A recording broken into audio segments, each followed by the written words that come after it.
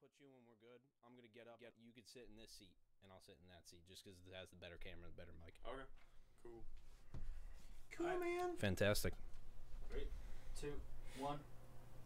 Ladies and gentlemen, welcome back to another episode of Bopcast. Today on the show, I have my man Tidbit Music. Let's go. My guy, thank you so much for being here, man. I appreciate it. Thank you guys for having me. Anytime, man. This is gonna be a lot of fun, man. We're starting off in a little untraditional way, which I love. And every time, you know, I always tell artists that they can perform in the show, that they don't have to.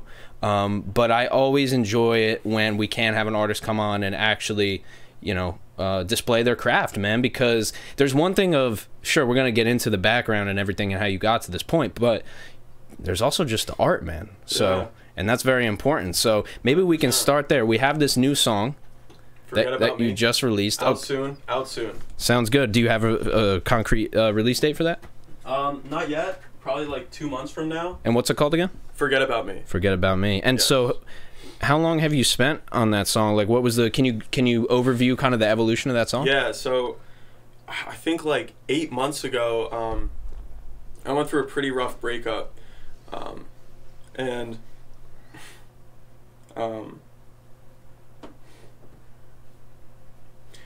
Yeah, so after the breakup, I just kind of made the decision that I wasn't gonna let anyone control how I'm gonna pursue what I want to pursue. You know, like, or at least just stand in my way of doing what I want to do. You know, and that's what happened for so long. Early in my life, like 2 years ago, people were just always holding me back, and I was getting sucked into negativity, and I'm just sick of it, and I'm going full throttle for what I want to do and what I believe in, and I'm being me 100% with no filter from now on. And that's really what the song's about, and it's the progression of me falling into that vulnerable space of just not being good enough, and just letting all my emotions get the better of me. And it's about owning that power that you have and that we all have, and just choosing that, because it's a choice, and choosing that every single day for the rest of my life. And that's what my music is going to start embodying, and it's just going to be fully me at the moment. And fully what I'm going through is going to be the music that I'm making from now on. Yeah. Brilliant. Dude, I was going to say, that is a brilliant way to describe your song. I didn't expect that. Would you say, this is a personal question from what you just said, is it Forget About Me, one person forgetting about, like, are you saying to this person, forget about me? Or is this and now it could be multiple meanings, because I write songs too, I know how it is. Or is it also a kind of forget about that version of me, I'm doing this now? Is that even on the right track? No, it's like, I'm doing my shit, forget about me. It's like, you're not gonna see me around anymore. She came, so what happened is, she broke up with me, right? Because I fucking lost my shit at her, you know. Yep. I fucking let the shit get better, whatever it was. But so she breaks up with me, and then the night of, I'm at the club, right, DJing where I DJ, and she comes, and I'm there, I see her there. She said she wasn't gonna come. I was like, all right, well, she came, I gotta, like... And you're at work? Yeah, I'm DJing. She comes, and she makes out with my friend right in front of me while I'm DJing, just hooking up with guys. Yo, fuck your friend, by the way, but... Hey, but then I tried to... I kind of looked above, and I just saw that was just her own shit. That's her own kind of conditioning, you know what I mean? And, yeah, I approached the situation in a pretty loving way, but then after, I was just like, you know... I was just like, I'm sick of this, and it's just like, I understand what you're going through, but just forget about me, because I can't deal with that right now. So, yeah, there's a little bit of like fuck you in it, but that was like the main kind of gist of it. All great songs start with fuck you. Yeah, yeah. They like most, and now you can't let the fuck you consume the songs. No, if you no. do, then it becomes like vindictive. No, but you have to have the self-awareness to know how to use it. Exactly. It's like emotion, right? Yeah. You have to know when to use it, when not. You have to be aware of it, right? And that's we're gonna talk about meditation too. But yeah, I can't wait to dive in further. But I want you to. It's you know, we're building suspense here. So, without further ado, Forget about me. Forget about me. Some water real quick. Take your time, brother. We are in no rush here on this podcast. This is just two homies hanging out with you right now. Like, that's how it is, you know what I'm saying? And thank you for everybody listening and watching right now as well. Yeah, thank you guys. Seriously. All right. Tidbit, Forget About Me. Let's go.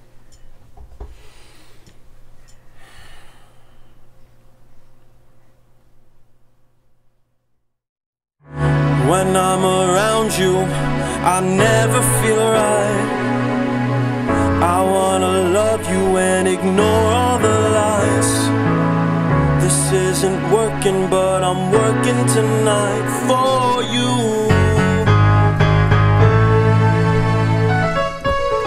Oh, you're like a 9 to 5. Gotta put in that time, in the hole that you leave me satisfied. Yeah, got some work to be done before I can ever love again.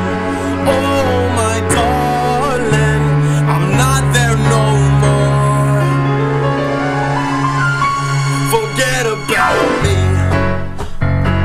Yeah, forget about me. Hey, oh, forget about me.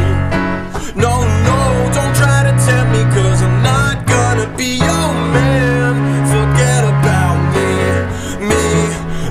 yeah. This masquerade is coming close to an end. Yeah, I can feel it, there's no use to pretend. No, and all I wanted is what never began with you. I feel something is off now, girl. I see it all over your face. You tell me I'm not strong enough to love again. Oh my darling, I'm not there no more. Forget about me.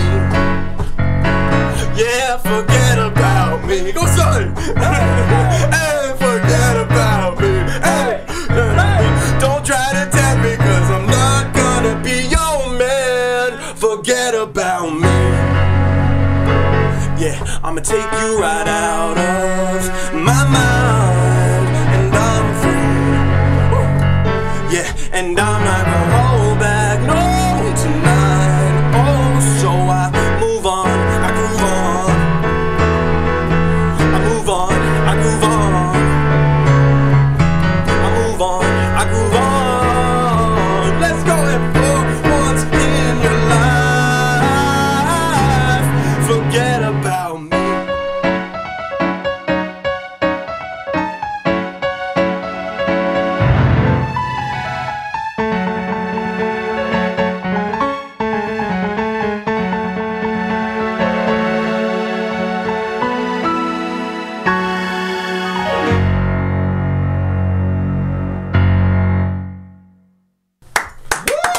Holy Yeah. Yeah. Ladies and gentlemen, Thank Tidbit you, guys. music, Forget About Me. Woo! Dude, wow, that was incredible. I've had some performances man. on the show, man, but you're just the energy is everything, man. Yeah. You know it. And now that probably, we're gonna dive into that too, but you just being in front of a crowd of people like that, there's no way that you can fake energy. You just have the energy, you don't have the I energy. just love I love it. I love it. It's just like I feel it. Like I don't even Yeah. have to, dude. I don't like. I could be just listening to it and I would feel it. It's just, Yeah. it's just something about it, man. You just feel that energy, man. Yeah, I feel the most me when I'm like doing this stuff. When I'm making music, playing piano, just like my mind goes out, my ego goes out, and I just like I can just kind of have fun, you know, and just get in the moment. And that's why I like it. Dude, let's dive in, man. So we're gonna switch places. Let's do a little trading places right quick. Let's do it. Thank you all. Little Chinese fire drill here. Here. Stay tuned. Hit him with the yat? No. Nah. I don't have a lot of favorite things, but I do have a favorite band. What's your favorite band? That fucking Sublime, baby. Let's go. Oh, dude, I have a Sublime hoodie. No way. Yeah. Dude, fuck yeah. That's sick, dude. Thank you, bro. No, this guy did a good job, dude. Yeah. Like He the fucking killed mushroom it. and shit. Did it hurt really bad? Oh, it hurt really bad, yeah. Like, how bad? Pussy. I try to say that I'm not a bitch, but I am a bitch. Like, bro. what That were you like in the studio? Oh, dude, I had to, like, control my breathing. I was going to pass out. No way, it's that bad? I don't cap on this shit, dude. I tell it straight up how it is. My girl probably handles them better than I do, bro. Yeah. But she's Russian orphan, dude. Describe so it to me. some shit. Because no one can ever describe it to me. They're like, it's a knife cutting through my skin. I'm like, that's not how it felt. We're just gonna keep rolling. Yeah, no, keep rolling. It's it's not a knife. It's weird, man. You know what? It's almost like a burn a little bit because it almost feels like that because your skin's not getting like sliced. It's more scraping the skin. It's not the lines that are bad. It's the shading because they have to like go over the same spot over and over again. I disagree. I think the lining hurts worse, in my opinion. Yeah. The shading to me interesting is not track. nearly as bad. Like, I can sit through shading forever. Really? The lining, because it's more of a sharp pain. Oh. Shading is more of like, it's like It is more dull, I think. I guess you're saying. It's yeah. dull. Yeah. It's more like annoying. Do you think that it gets numb? Yeah. Because I felt like I got tattooed myself. Oh, he does he's good. Oh, you do it yourself? I tattooed myself because I was kind of bored, but I do tattoos for other people. No, but yeah. you're good to the sick. point where people let him like tattoo their fucking hands, dude. I've done quite a few tattoos. Yeah, You should have done it on the podcast for me. A little dude. We tidbit should right do here or one on the something. podcast. I can do that. You're coming up with a lot of podcast ideas, dude. I think Oh, this, I'm the idea machine, dude. That's what's up. I like that, dude. I gotta take you through my idea folder, man. We can I'd love that. we can just like get excited about each other's ideas, but not do them. You know what I'm saying? I'd love that. I don't even need to do the shit. I just like the ideas. You know? Yeah. No, dude, like my fucking bathroom at home is just like papers and papers and papers of just like positive affirmations, goals, shit I want to do, ideas, fucking plans, it's like and then I play Eye of the Tiger in my bathroom, The right? song "Eye of the Tiger." Yeah, for like the 10-hour mix. And I just scream all the affirmations for like 30 minutes. And my roommate's there just like, bro, what is he doing? I'm just fucking going in. So Yeah. what are the affirmations?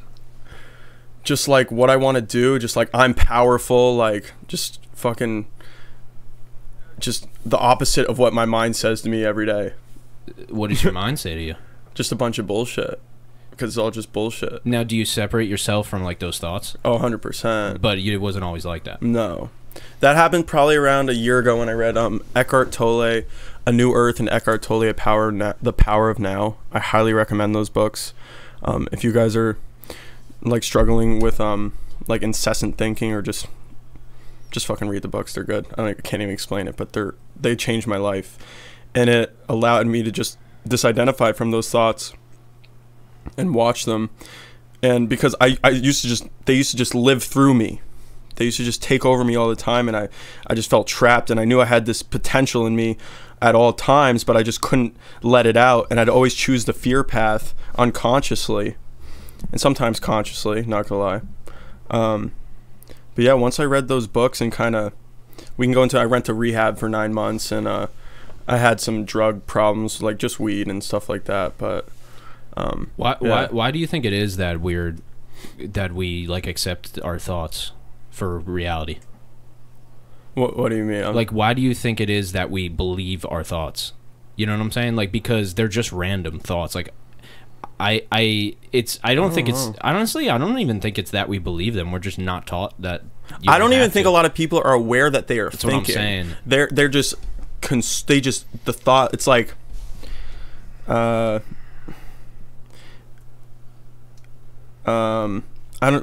Give me a negative thought. You know that would take. I'm a piece of shit. Yeah, and then they just feel like a piece of shit. They can't even look at it and be like, I just said to myself I'm a piece of shit. Then a reaction happened in my body, and then watch it, and then if you just sit with it, you realize that it just goes away after a while, because all emotions just go away after a certain period of time. They never stay. They always are just changing because they're from your thoughts, you know.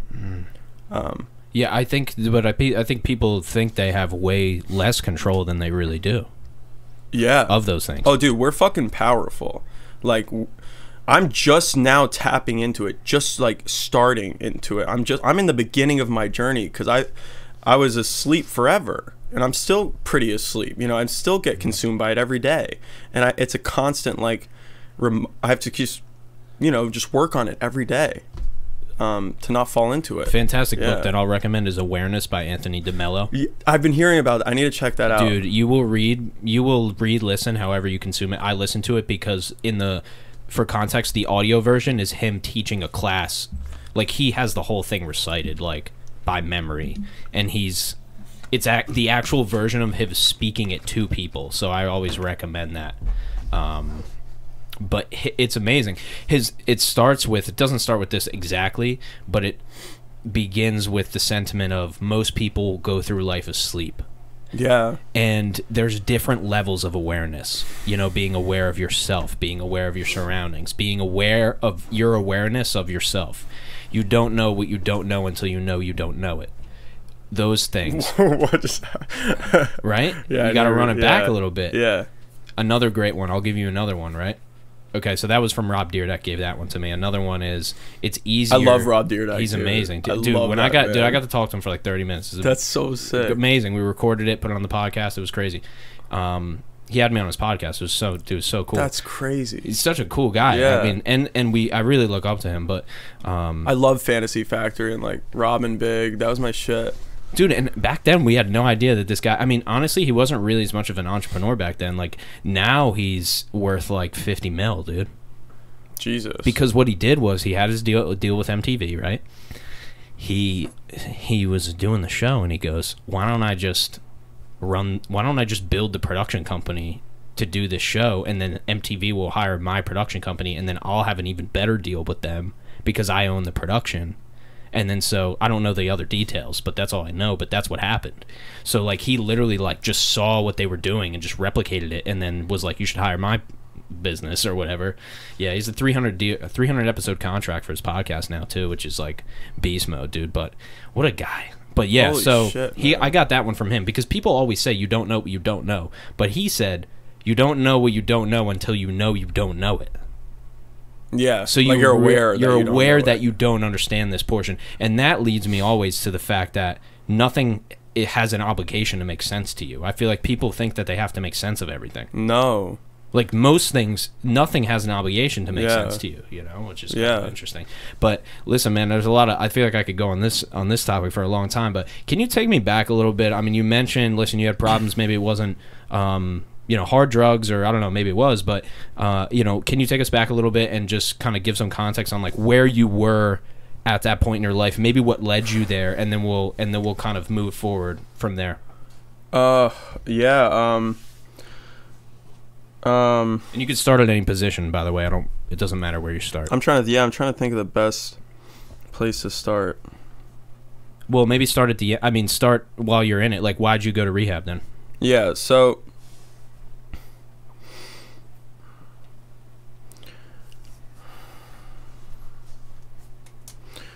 I was throwing shows with Turk for a while.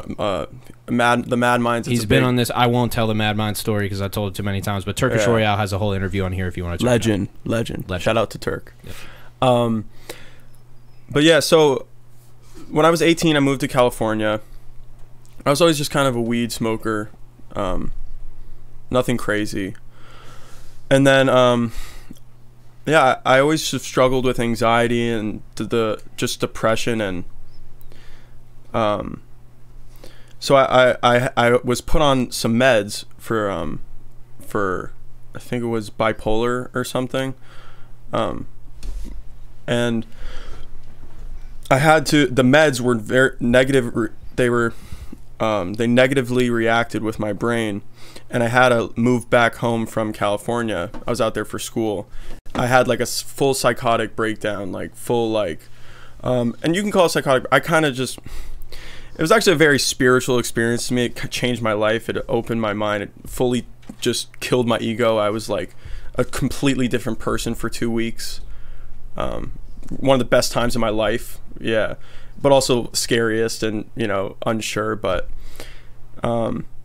everything just fell apart, and there was no me. There was no music, there was no dream anymore. I didn't know what was going to happen. So I just was like, I was just waking up every day, just kind of like going in nature and just like, I remember I watched my dad working at his office, and it just made me really sad. I was just like, it was like sucking the life out of him. And I was like, why aren't you outside doing it? None of it made sense. I couldn't watch TV.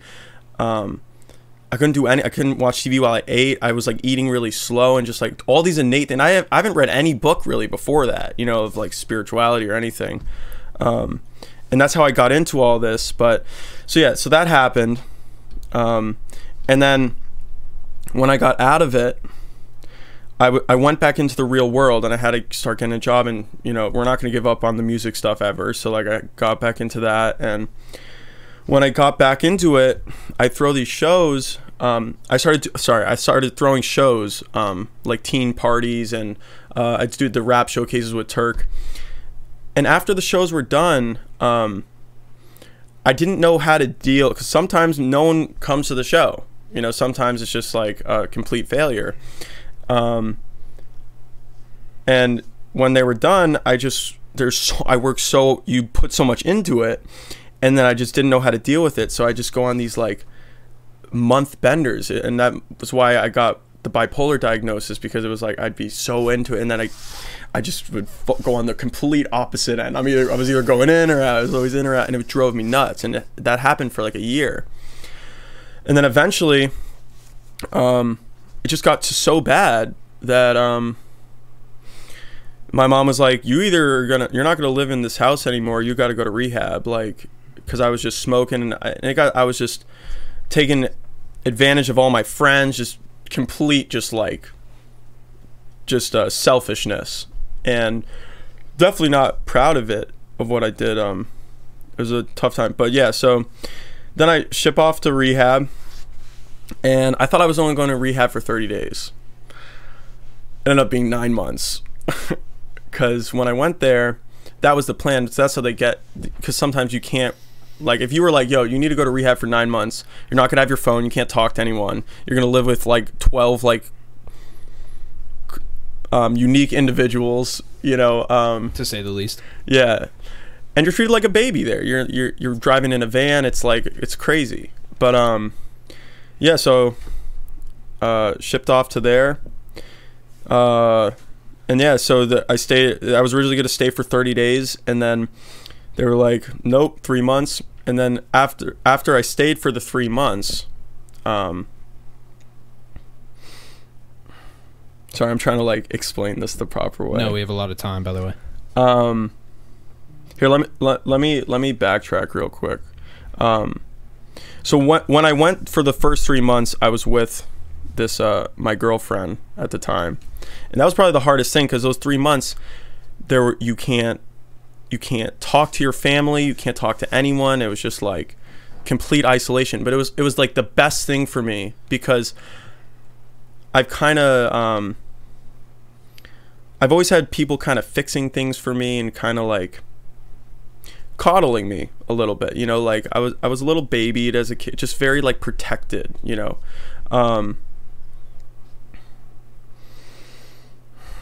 So You're a few months. You have to go for a few months. Yeah. So when I got there, I just kind of, I was like, I was finally away from everyone. I was away from everyone's negative influence, you know, and I was just in my own space. And I was just like, I went to the gym like 3 days in there, and I was just like, I'm gonna fucking get ripped. I was like, and I made a bet with the guy there that he'd have to get a tattoo, the owner, if I lost, I think like 30 or 40 pounds. And yeah, I just grinded those 3 months, and it was very difficult. But the biggest thing was just that I was with only myself, and I faced myself, and I learned, and I gained the stress tolerance to deal with real life, because that was the issue, that I didn't have enough stress tolerance to deal with the failure. I didn't fail like that. There's nothing you could compare it to. So like, you didn't have the experience of failing in those ways. I didn't know how to deal with it. Yeah. I physically couldn't deal. I knew mentally how to deal with it, but I knew the tools to do, but I didn't have the. It's like going to the gym. You need to go through those experiences. Yes. To gain the tolerance for it, you know. So yeah. I went through those 3 months. Totally turned my life around in those 3 months. And then after that, it was just like, I was just like, let's see how far I can take it. So I stayed for another 3 months there. And then I kind of went downhill for a month because that girlfriend at the time broke up with me there. So I had to deal with that there. She was there too or no? No. Oh, so okay. I was like long distance that whole time in the program. So yeah. So then, so that all happened and I just turned it around. I just dove into myself as deep as I possibly could, and I faced myself at all moments because I had to. I was forced to, you know. And I'm really grateful that happened, because if not, I don't know what would have happened. You know, like I really don't.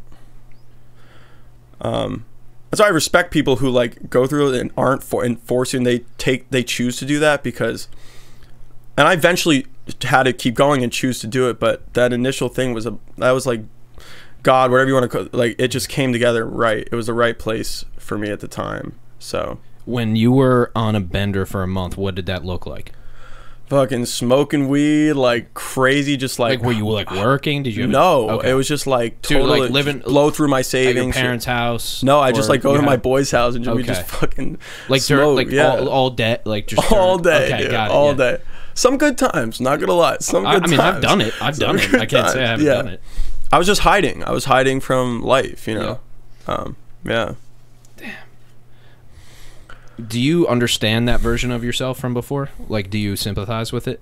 Do you go, okay, I kind of know why I was like that? I mean, I think you just explained it, but yeah, I mean, because I did it. Like, it is you. I think people are always doing the best they can at the moment. You know, otherwise, why would I have chosen to suffer? Why would I have chosen that? Yeah, you can call someone lazy, but when you really look into it, it's usually because of something from their past, or their mind can't handle it, or this or that. So, yeah, I sympathize with it. I definitely regret some things, you know, but at the end of the day, you can't regret it. You just got to like learn from it, and I try to learn from it every day, you know. So you you didn't have your music at that time while you were in the rehab? Or did you still do music at all? Or I was just throwing the shows, and that was almost another way to like, I was always running away from fully expressing myself, singing, playing piano. I was always running away. I'd make the best DJs, the best like productions and EDM stuff. I was just trying to be cool. I just wanted to be liked. In my whole life, I've always wanted to be liked. When did you realize that though? That was I kind of always knew in the back of my head, but like you really knew, but it was like a time I was just scared to eventually do it. Accepted I it. Never thought in a million years that I would be ever singing. Yeah, never. Like if 2 years, 3 years ago, I would be like, no way, I'm a producer. I'm in the background. So you had but did you have the thought that, oh, I could be a singer, but you like just suppressed that thought? You just didn't allow yourself to actually do it. Like, did you know, or was it just, did it just come and you're like, all right, I'm just gonna sing this song. I'm gonna write this song and sing it? No, I think if I knew, I would have done. It was just so. It was just like so deep. It's hard to explain. It was like, it was just like I always knew that I was supposed to sing and supposed to play piano and supposed to do these things, but when I was in those spaces of smoking and doing these shows and stuff, I suppressed it so deep that I couldn't even like look at it. I don't think. Otherwise, I think I would have, you know. Yeah, because it's kind of funny because you were still expressing yourself, and it's like, well, I wasn't truly expressing. I wasn't allowing myself to fully, because there's people that like, you at least were out there performing. Like, that's a performance. Like, you're in front of people. You're exciting a crowd. You're doing something incredible to an extent. You know? Was hiding. But even that, but people would look at that and be like, dude, you're killing it. Yeah. Like, dude, look, you have this whole crowd going. But then that's not truly what you were meant to do. Yeah.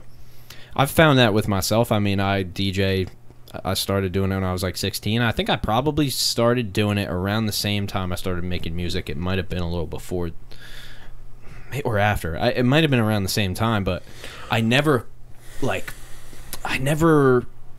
put them in the same category. Because I knew that music was like different. DJing and making music, yes, or performing music. But I DJ'd for so long and MC'd, and I thought that was going to help me perform music. Yeah. It does really, to a sense. It helps stage presence and stuff, but they're completely different. Yeah, but it didn't help my anxiety of performing my own songs. Yeah. Like when you can hide when you're an MC, kind of. So you can hide. You can just have word tracks that you go down. Put your motherfucking hands up. You know, like. Yep. Yeah.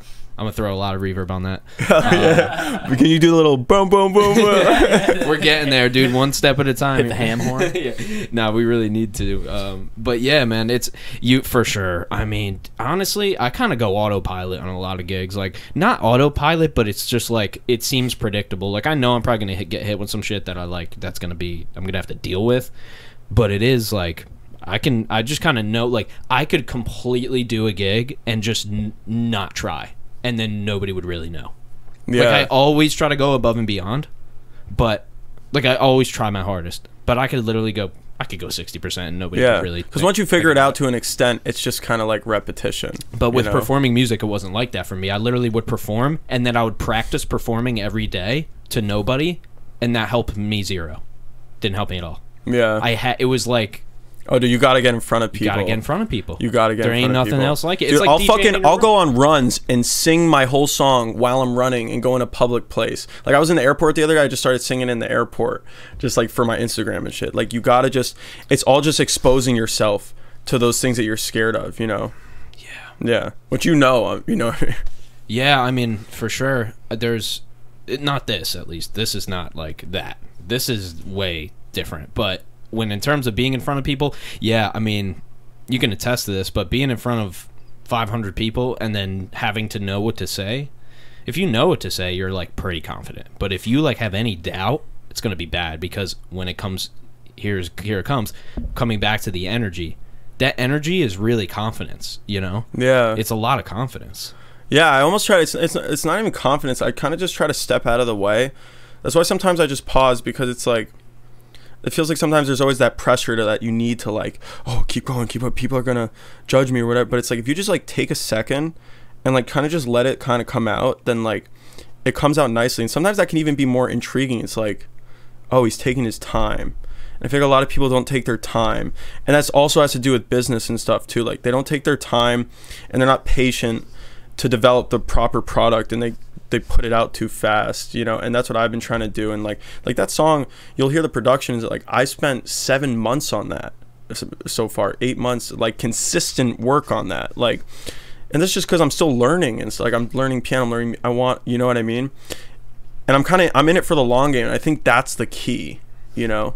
Well, do you feel any pressure though when like you see artists drop like every freaking week, and you're like, all right, well, that looks like how I see myself see the pressure.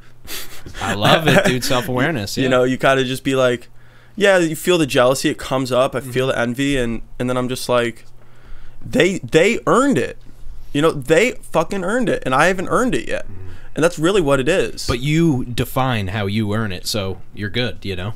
Yeah. No, I'm just saying, like, if I see someone with like 1 million plays or something, no matter what they've done, they did what they need to do to get there. And honestly, that's usually very hard to do. So you just got to respect and be like, damn, I got to put my time in. I've had many, you know? Not many. I've had multiple, not just one or two people on this podcast with millions of plays. And I always ask them, I can list them off: Ethan Ross, Samad Savage, there's others. I always say, like, do you feel any type of way about, do you feel at all any pressure from that? And they go, most of the time they just say no, like, this is what I did, I put in all that work. It's not really that big of a deal once you get it. No, you know? and that's what a lot of things are. It's like making, it's just a number on a screen. It's like making your first $1, you know. It's like, oh my god, I made $1 for something that I did, or DistroKid paid me $10. What? Yeah. And then I remember I had a $5,000 contract with a client, and I was like, oh my god, I got $5,000, and then that happened like a bunch more times, and then I got now $5,000 is just like, yeah, that's it, you know. Like, I don't think about it. It's all relative. It's all relative. Yeah. But I think that people don't define, and I'm not sure if you do this, but I'd like to hear if you do, maybe in one way or another, define success and failure criteria for themselves, you know. It's like, people say they're always comparing themselves to other people. Yeah, or they say, I'm going to eat healthy. Yeah. That's like, that's the worst possible sentence you could express. That's the worst thing you could say to yourself, because you're telling yourself right in that moment that you don't care about it that much, right? By saying I'm gonna eat healthy. Yeah, what does that mean? That means nothing. What does that mean? Like, what is the actions? There's no actions along with that. Like, that could mean anything. That could mean that you were going to eat a slice of pizza and then you eat a salad. That's eating healthy.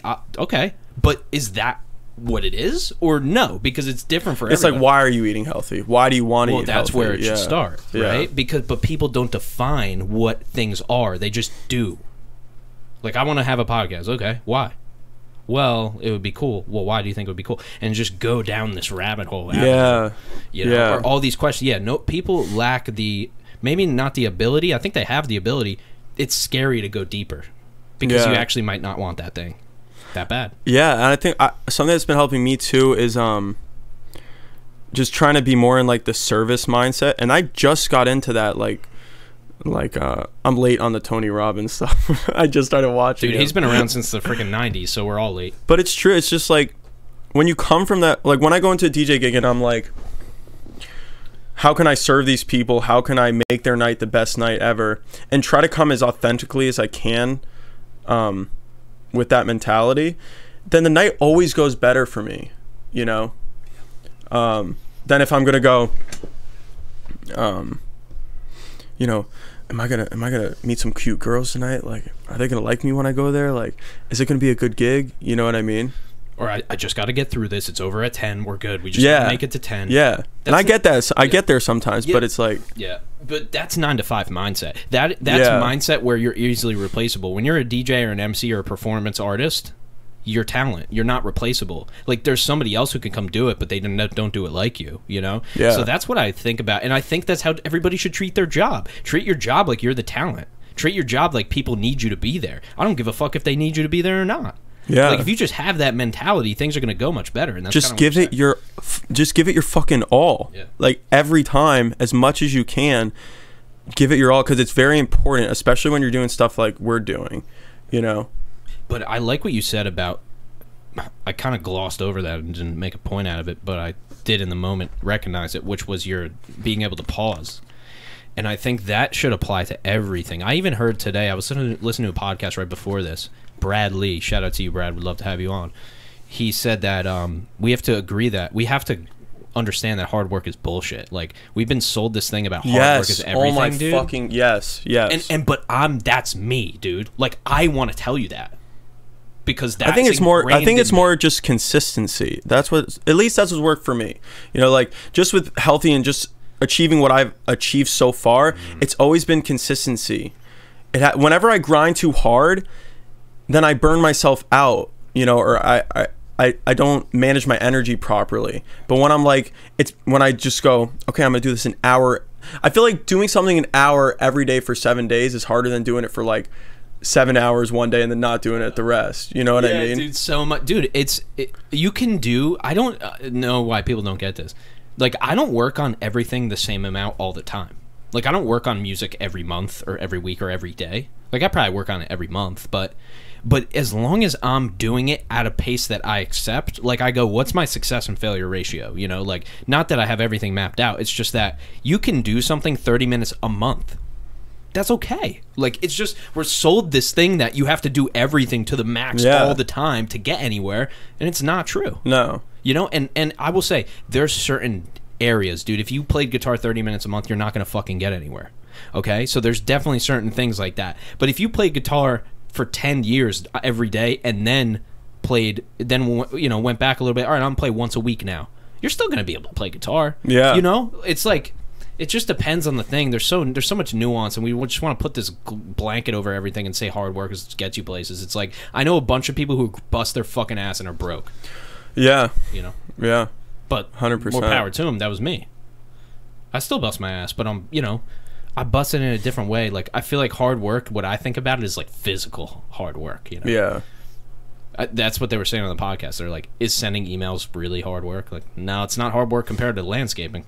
Yeah. Hardscaping, you know? Yeah. I think it's also about keeping yourself in like the right mentality too when you're doing it. Like, just always prioritizing like feeling as good as you can and trying to keep yourself in like the most positive mentality you can. Obviously, when you're doing hard stuff, it's going to get hard sometimes, but just, like, trying to kind of flow your energy the best you can, you know, when you're doing stuff and not Because yeah, you can grind out like I'll grind out a song for 11 hours, but if I'm like fuck this, like like just being in like my head the whole time, then it won't come out good, and it's almost a waste of time. It's almost better I just didn't do it sometimes. Yeah. You know. Yeah, almost just being like this is just not going to help me at this point.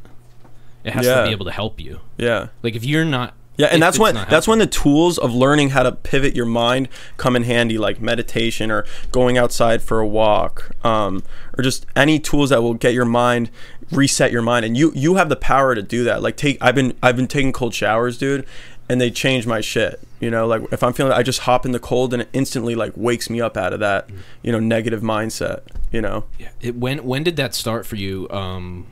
When you started to get into this kind of more positive energy and kind of controlling your mind to take more control of your emotions and things like that, like when did that, what was the first, was it like meditation, was it reading a book, or I know you mentioned that book, but maybe after you read the book, like when did that really start to not just be an idea, but you really starting to do these practices? I've always been trying my whole life. My parents are very health oriented. That's always how I've been brought up. But probably at rehab when I really started doing it for real. And just recently I've been getting more in just like how far can I take it? Like how can I optimize every moment of my life to be as pleasant as possible? But it wasn't any moment that did that for you. It was more just like one thing at a time. Yeah. Yeah, it's just one thing at a time. What about meditation, for instance? Do you do that now? Or? I just like 20 days ago. I just started, cool. And that's been helping me a lot. I'd recommend the Waking Up app by Sam Harris is really good. That's been helping me out a lot. You guys should definitely download it. It's very good. I've been listening to Sam for probably 5 years. Oh wow! I love, dude. If you want a guided meditation that's gonna kick your ass, meaning that's gonna make you question your reality and make you actually meditate, then I would listen to him. Yeah, he fucks me up sometimes. Whoever's listening to this is going to get the massive cheat code. If you just look up Sam Harris meditation on YouTube and go to like the third or fourth one, you'll see an image of kind of a silhouette of a head. There's a guy on YouTube who has every single one of Sam's meditations uploaded to YouTube for free right now. Is it like the hat and like there's no head and then it's just like a side silhouette of a head that's yeah. So just for people to know, you don't have to get the app. As long as this guy's YouTube channel stays up, all of them are there, and his app is kind of expensive, so that's a cheat code as long as the YouTube channel's up. Just wanted to let people know that. Probably they're gonna get pulled down. I mean, I don't. But can you copyright your own meditation? You have to be able to. There's no way that Sam Harris doesn't have his shit copyrighted, bro. Yeah. But he might be able to pull like the royalties from it or something. When did you find Sam? Just recently. I listened to like Sean O'Malley and Tim Welch's podcast, which is a great podcast as well for like health and stuff. And yeah, they've been giving me some great tips. I've been trying to like do like sleep optimization, which has been good helping me too. Trying to like sleep better. Did you have trouble sleeping at all, or? You know, I didn't think I did, but I just got this thing. It's called the Aura Ring. I've heard of this. Yeah, and it shows you your deep sleep, your light sleep, your REM sleep. It's a ring. Yeah, you just wear it right here. It's like a Fitbit. And yeah, it shows you your whole night's sleep. And I just looked at it, and I'm only getting 30 minutes of REM sleep every night. And they said like normally you should be getting like an hour and a half. I'm not sure how accurate watches are, but my watch, the Fitbit watch that I have, tracked all that, and I did it for like 2 weeks just so I can know, because I knew it wasn't going to get everything accurate every night. But man, it was the same with me. I think I had like maybe up to an hour REM sleep. That's good. Like 45 minutes. That's good, dude. But the thing, dude, I hit a bowl and I'm out. You know what I'm saying? Like I don't need weed to go to sleep, but I just hit something and I'm literally just like. When I people think that I don't smoke and I'm like a super like right wing like person, or like I'm like a super hard, straight edge, but I'm not. But I will say I feel like that helps my sleep. Yeah. No, I mean it works for different people. For me, I can't sleep with that at all. It knocks me out, and I wake up and I'm like, ooh. Like I feel like I'm like hungover for like 2 days after it. Yeah, it's different for everybody. It's kind of crazy. But I've been smoking weed for so long, dude. But yeah, the sleep thing though, it did open my eyes. You know what the crazier one for me than the REM was? It was the amount of time not sleeping. It said I wasn't sleeping for an hour. Me too. What the fuck is that? Yeah, I don't know. Really? Like, yeah. I'm like, really? No, I heard supposedly sleep is more important than working out and eating healthy, like combined. Oh, 100%. Yeah. So that's what I'm focusing on. You know what's crazy? It really comes down to the mind, right? Because they'll have these. There's cool, interesting studies on smokers, right? They don't get dementia. They got nicotine going. Nicotine's a fucking nootropic. You know what I'm saying? So it's all mental. It's all like that. That's it's what getting your sleep heart does rate for going you. and shit. Yeah, well, that too. So and the number one determinants for longevity are grip strength and walking speed. Okay, so if you gotta optimize for those, you know, and sleep, obviously. You know, I think that's a lot of where dementia and mental issues in old age comes from, is lack of sleep over a prolonged period of time. I bet a lot of people aren't sleeping properly. I think most people in general. I mean, dude, my girlfriend, for instance. I mean, dude, she is like. She has trouble. She has a lot of trouble sleeping, falling asleep, and staying asleep. All types of sleep is hard for her. You know, tried many different things, you know, and when you've tried many different things, what do you do? Like, it's hard, you know. A sleep study's a lot of money, you know. They like put you in a thing and they test you or whatever, tell you what's going on. And it's like you're hooked up to all these machines. You can't even tell how you're actually sleeping at home. That's why I like the Oura Ring, you know. So that's been good for like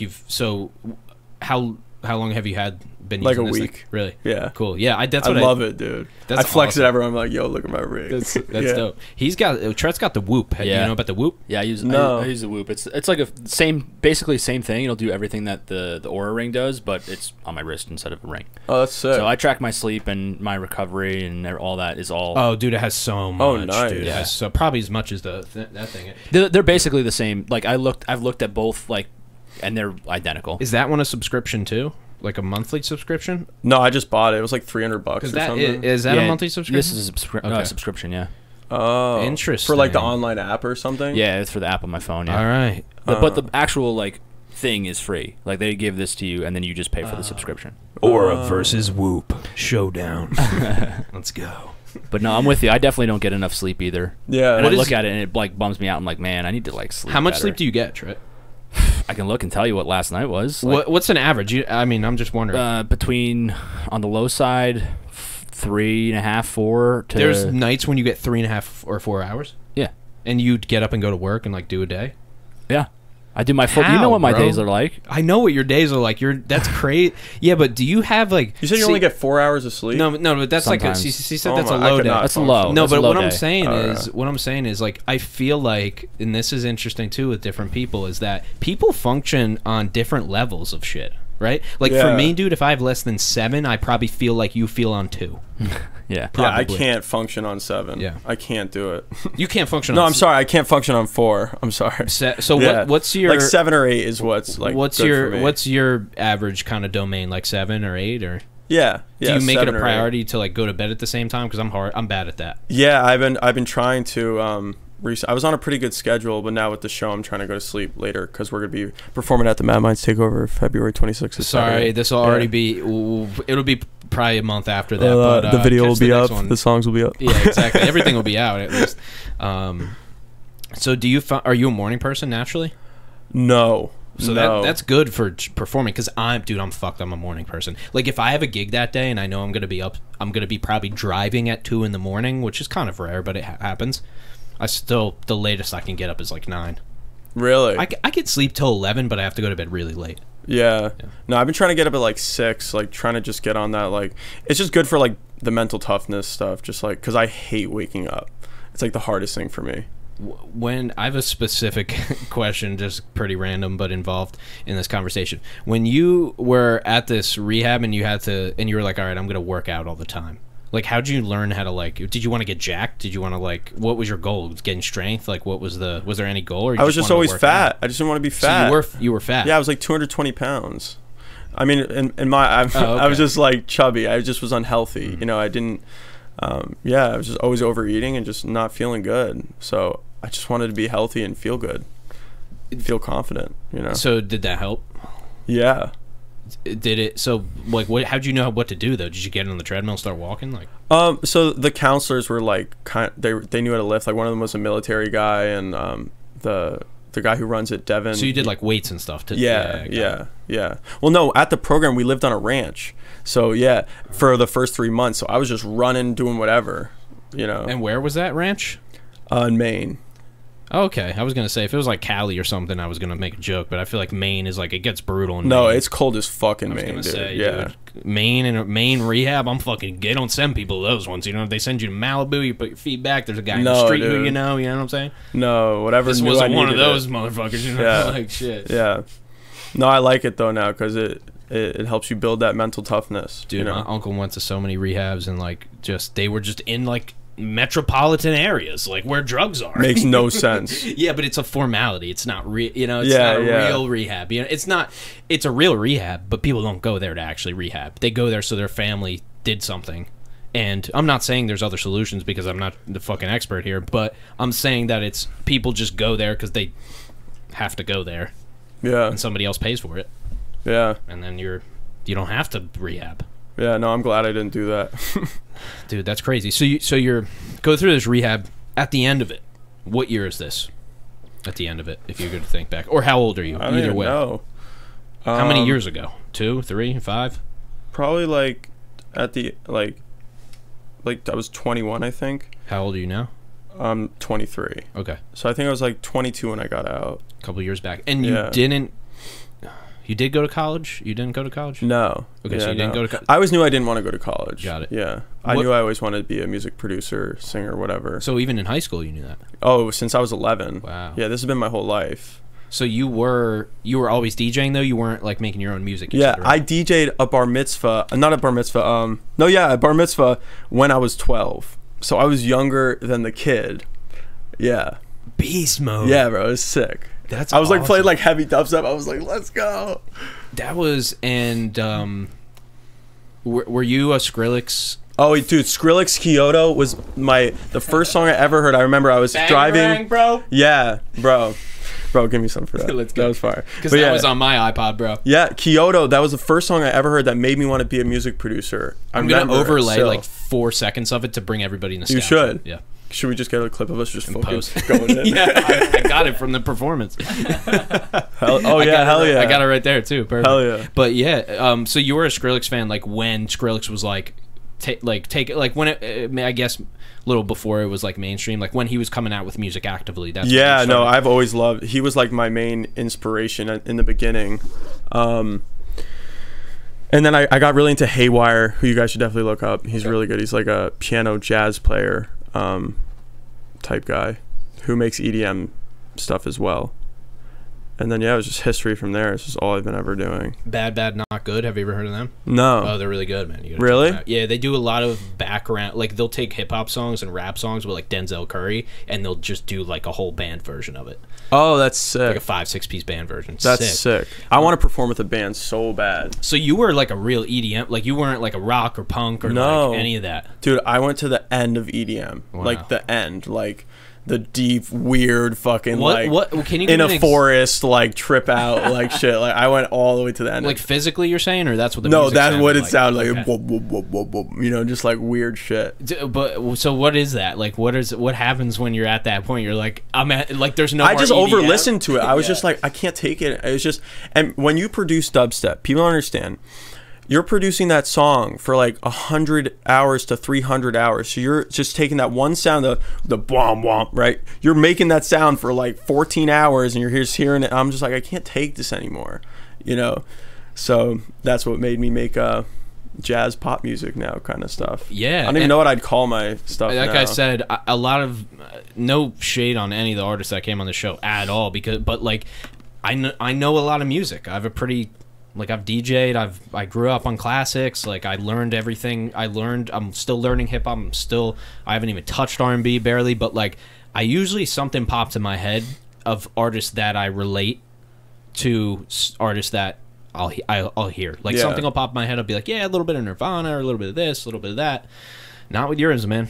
Dude, I didn't get nothing popped into my head. It's because from here, dude. Straight. Yeah. Straight from there, dude. Yeah, it's because if any artists are listening to it, I think it's great to like pull from your life experience. You know, like make sure your song and your lyrics and everything comes right from like everything I sang about in the song at the beginning of the podcast was real. That actually happened. You know, her breaking this very specific stuff. You know, and even if the lyrics are a little more general, the emotion was very specific. You know, that whole story. I like making my music linear. So the whole story was the timeline of me being broken up. You know, when I'm around you, babe, I never feel right.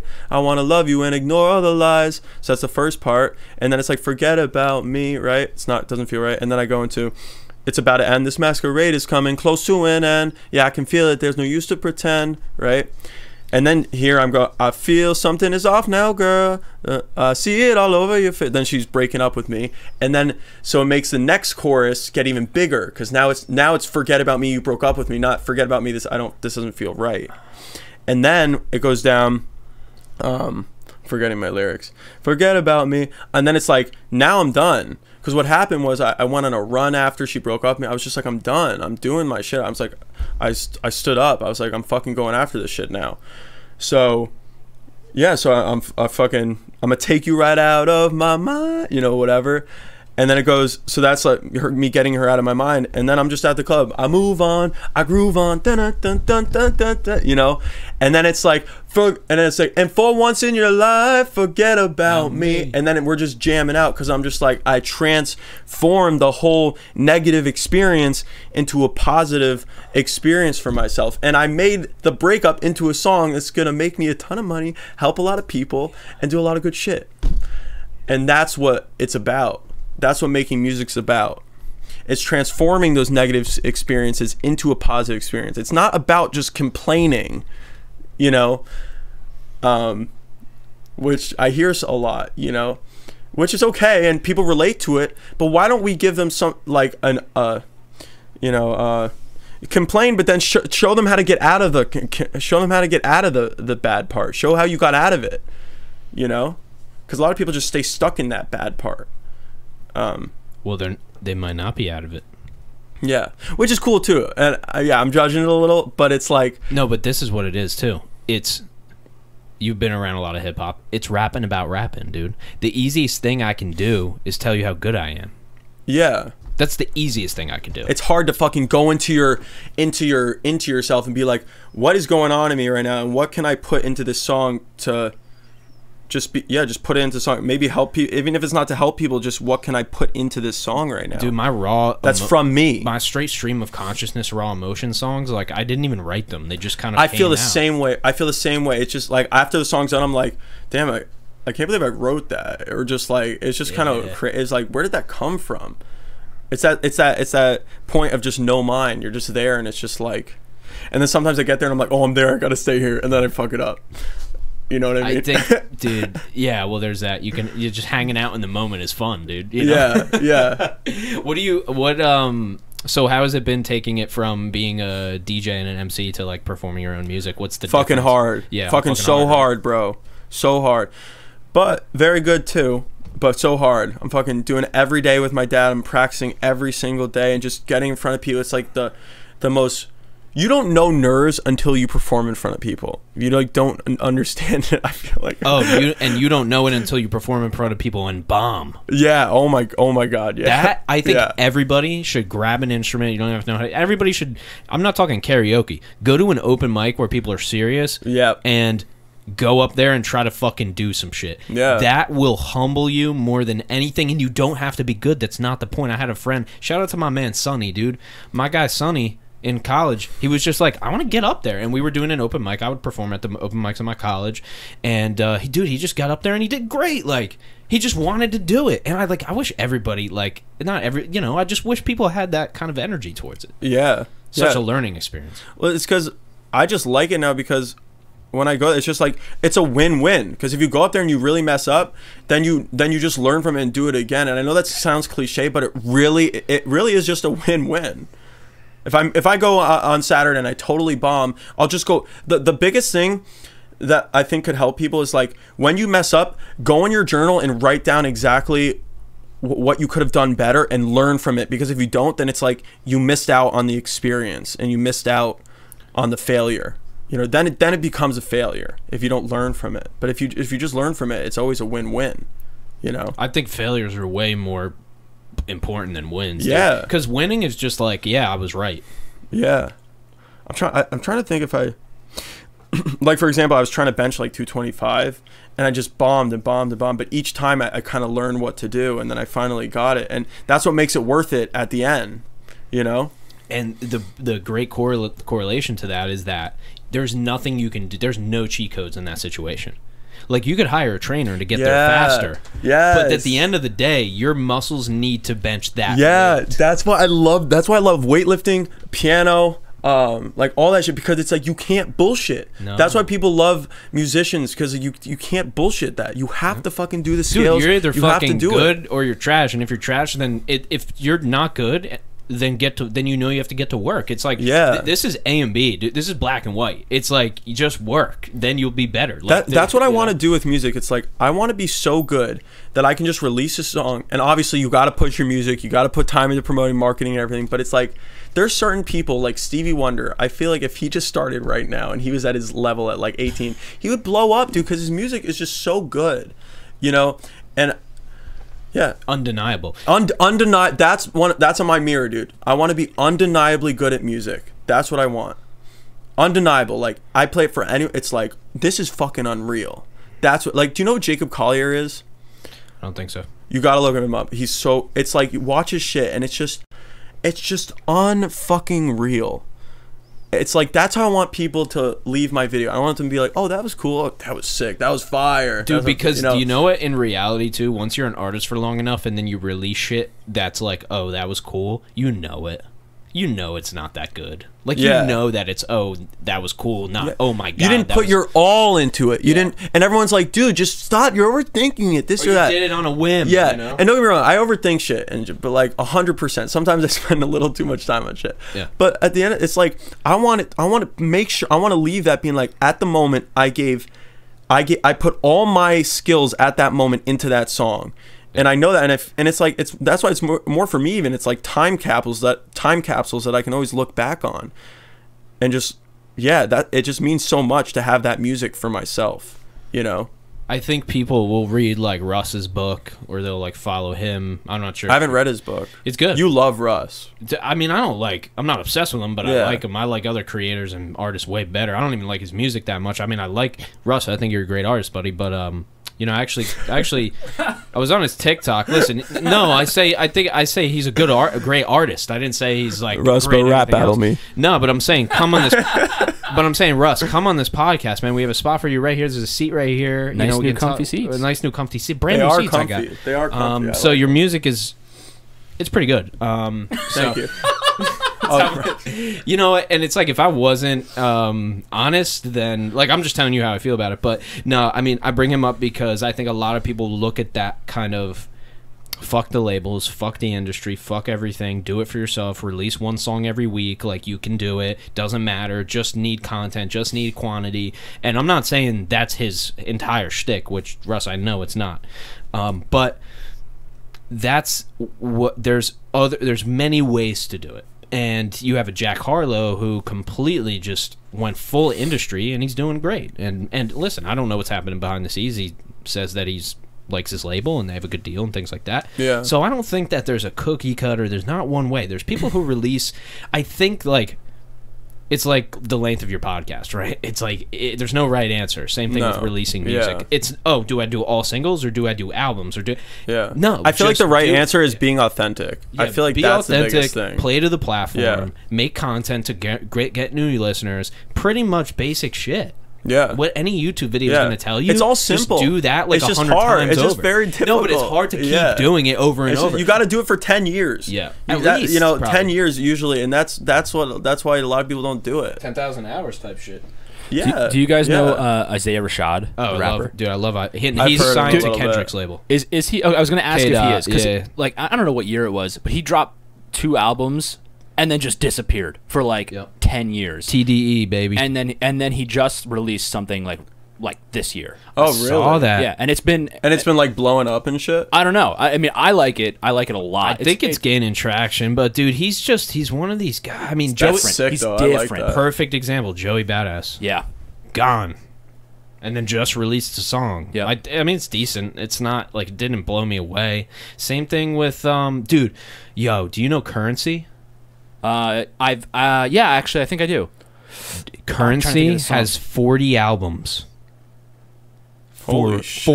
40. That's and you want to crazy. talk about, I'm thinking about I'm somebody else. spending 8 months on a song, as I have to. Yeah. Yeah. But Dude, he makes a living from his music. He's got a bunch of fucking nice cars. He's got a bunch of houses. He's living the life. Yeah. He did it his way. Russ released a song every week for a million years, and he blew up, and he said, fuck everybody else, and I'll write a book on how I did it.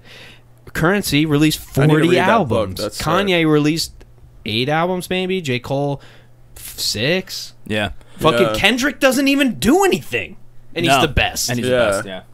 What? Yeah. There's no right way. Yeah, 100%, 100%. And I definitely would like to get a little quicker with my process, but that's what I'm saying. I'm building to that point, because once I really know the music theory and because there's a lot of music that goes into the music I'm making, like music theory and stuff like that, and knowledge that I need to know. So once I get quicker with all that, like chord construction and stuff like that, I would like to get my process to like 2 months, like a month to 2 months. I think I could get a good song. But you're not. See, I'm in this rap world, dude. It's so different, I think. Yeah, because I'm making everything. I'm writing the chords, writing the lyrics, singing, producing it, and doing. It's like a whole process. In that process, and I know that you haven't made 100 songs yet, but even in the process that you've experienced so far, are you thinking about the performance element when you're going through this? Yeah, 100%. Could I actually go pee real quick? Yeah, dude, 100%. Yeah. I need to pee so bad. Yeah, you're good. Sully, we can chop it up for a couple minutes. Yeah, dude, I'm chilling. I'll be right back. Dude, I'm chilling big time. But yo, Isaiah Rashad though. Yeah, I mean, like we were talking about Isaiah Rashad. I definitely know like a song or two from Currency, but there's another artist that I actually fuck with a lot. His name's Chewy. You may have heard like he was like doing like a duo album with like, Chewy and like Triz or something, Trix or somebody. Yes, I just know it from somewhere. Yeah. They had a couple like banger songs that came out. It was like a bunch of years ago. So I like started getting into them, and I was like, oh, these songs are dope. And then another album. Oh, dude, I know Chewy. Yes. Dude, he dropped like, I mean, he's got to have 20 albums. Yeah. Like it's just nonstop content, and it's not bad. Like it's not bad music at all. It's just like it's a lot. Like you can't keep up with him, dude. Not all of Currency's music is good.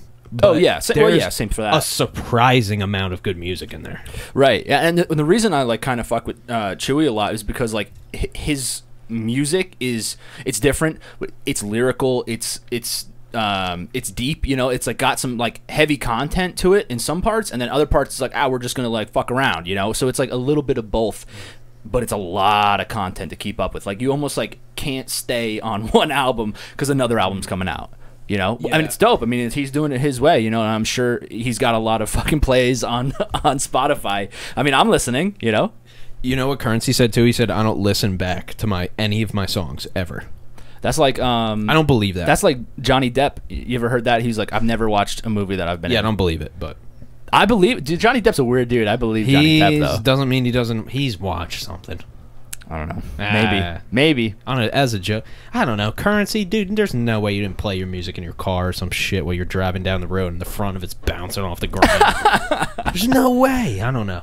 Maybe I'm wrong. Maybe I'm assuming. Maybe I should believe these people. Maybe he's got to get on the podcast and we can ask him ourselves. Yeah. Well, that would be great. And then you have we were talking about Currency. He said that he never listens to his songs after he makes them.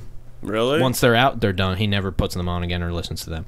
And I've heard different things. And there was another artist who I love. His name's Alex Wiley, and he's super underground, dude. Came up. He was friends with Chance, the rapper. He started rapping. Chance was like, all right, yeah, like, cool. Like, he's, I guess they have a song together. It's actually really good.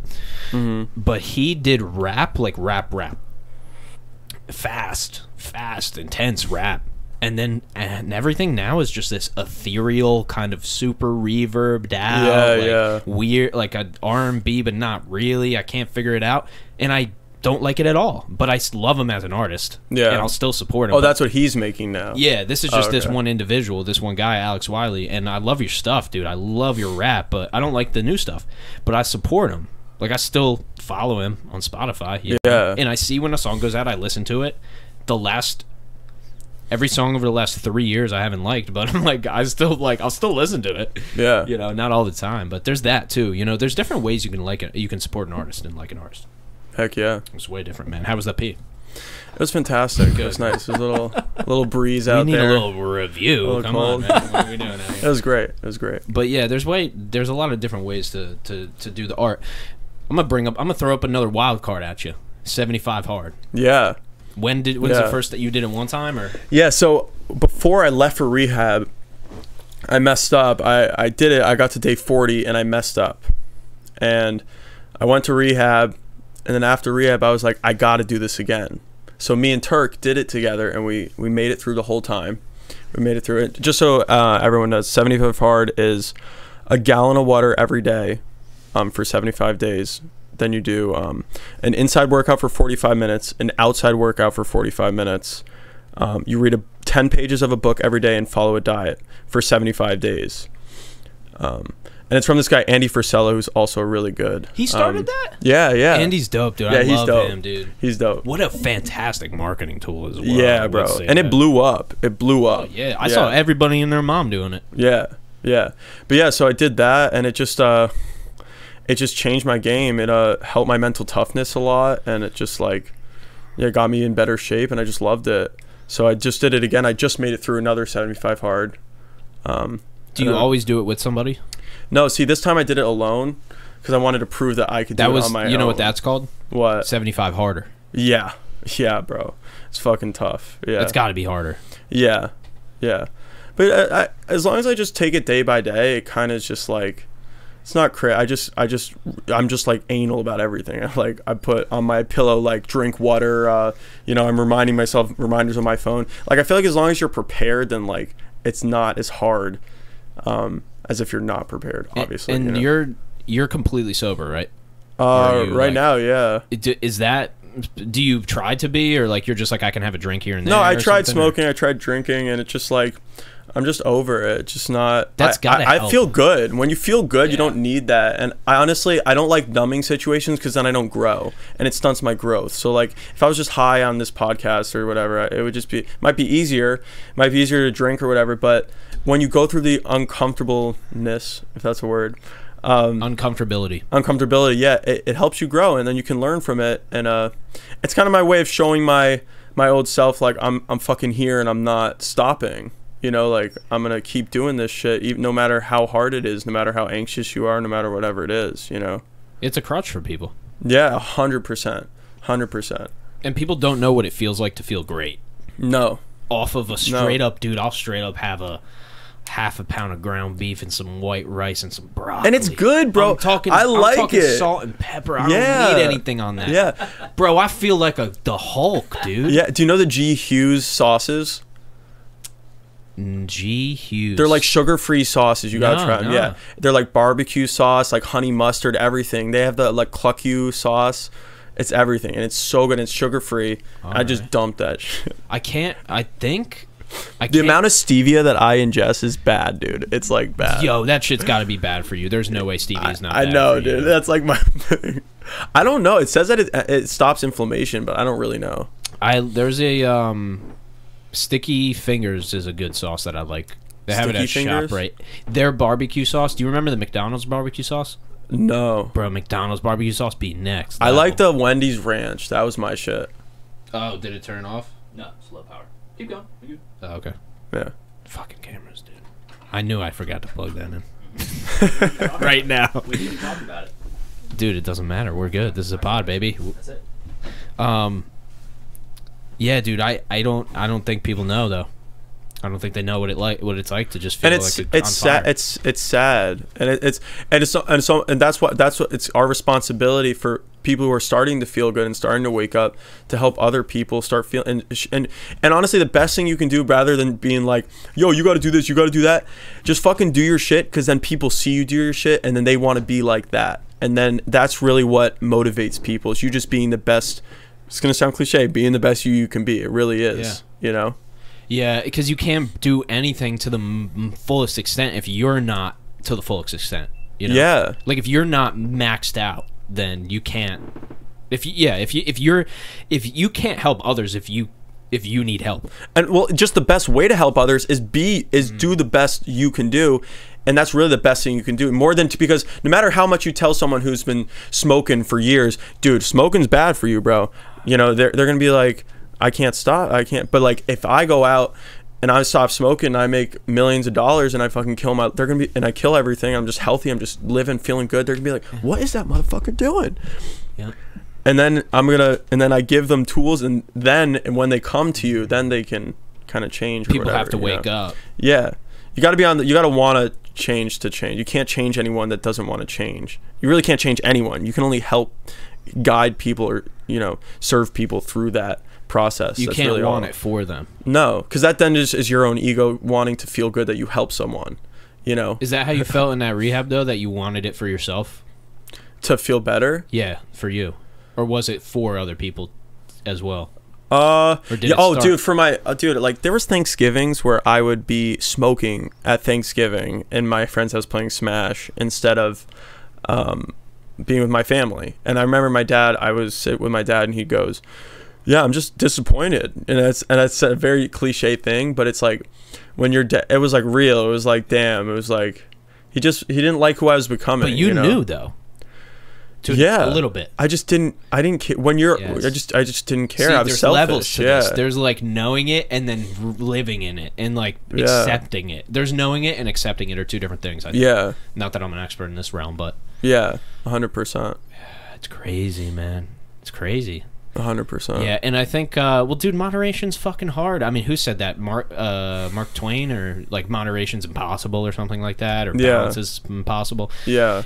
It's not impossible. No. It's fucking harder than being... Dude, I think having moderation might be harder than being complete. And sometimes letting someone go on their own journey, too, is important, because the only thing that woke me up is the intense suffering. That's why I'm doing all this stuff, because I can't take it anymore. Yeah. I cannot take feeling like shit anymore. I can't take it. It drives me nuts, and that's why I'm doing what I'm doing. So sometimes you gotta let someone be like, oh, they need a little bit more suffering. And it's kind of weird, but it's true, because that's sometimes the only thing that'll make them wake up. It's called, you know, another thing too, which would be like a hard workout or like a camping trip where you don't have phone or whatever. That it's like planned suffering is what people call it. Which I think is really helpful. Yeah, that's why 75 Hard's so good, because it's like you don't have a lot of the suffering you go through on a daily basis is from your own mind and from your own thoughts and from just not being aware. So when you implement conscious suffering into your life, like going in a cold shower, going into the cold outside and walking around for a little, or going and asking a girl out and being really uncomfortable, like those are little things that you can do, and then you feel good after, and they're kind of harmless, but you still get that same growth, and you're not stuck in it. So that's why I really recommend doing that stuff every day. What is your current routine as far as developing yourself? And whenever a challenge approaches me, just face it and attack it and just go after. That's really like and I know you're saying too, and creating challenges in my life too, on a daily basis, and just waking up and just being as healthy as I can be. What is it like to look back at that first, like you said, you had like a psychotic break almost, and then look at where you're at now? What is it like to kind of see? It's amazing. I'm very proud of myself. I never thought that I would get to where I'm at right now. There was points where I got to the rehab, and I didn't think I could not imagine living on my own or ever not being controlled. I was always terrified of weed. I still there's still fear in me, but I'm not as much controlled by it, and it's just, I'm just very happy from where I'm at, and my family's like proud of me finally and feeling good, and it's just great, and it's just all I've really wanted is just to start feeling good and feeling like confident, because I had never felt really confident in myself, or I was like a fat chubby kid. I was just always like, I had trouble making friends, and I just want to feel like proud of who I am and just peaceful and not tormented every day. I think I want that for everybody, man. Yeah, for sure, me right? too. What's on the horizon? What's next? Listen, you got this song, you got to promote it. You got some work to do with Be that. the biggest artist in the world. Like you're talking. I want to be as big as I possibly can be. Yeah. Just be amazing at piano, master lyric writing, master production, master marketing, master my finances, just master my life. What about the next 6 months? 6 months, I want to get 5 songs under my belt and keep getting my piano better, my performance, my health, keep growing. But really just getting 5 songs under my belt in the vault to start planning some promotion for. Because I was always trying to release, like make one, and it wasn't where I was gaining no traction. So now I'm kind of just trying to go in the lab a little, give myself that time, you know. I can't wait to see what you do, man. You're onto some great things as it is. Hell yeah. Thank you for doing this today. Of course. Thank you guys for having me. Seriously. Anytime. Seriously. Thanks for coming. Tidbit Music, baby. Hell yeah, bro. Thank you so much, dude. I had a fantastic time. Thank you for playing and performing your art. That was amazing. Of course. I think it's crazy to me that that's your like first song like that. Yeah, that's my first time performing on the piano or pretty much any. Yeah. It's incredible, dude. Yeah. You're already at a point where people have taken way longer to get to that point, and I feel like it's because of your mentality and the way that you're approaching this. So I think people can learn a lot from it. I know I did. And thank you for being here today, man. Once again, I really appreciate it. Ladies and gentlemen, thank you so much for tuning in to another episode of Bopcast. Please don't go anywhere. We do have something for you on the outro. And to wrap it all up, we're on all platforms, even the ones nobody uses. Tidbit Music. Thank you so much, my man. Yes, sir. Thank you. Yeah. All right. Peace. I woke up Monday morning, felt like shit from the Cheerios.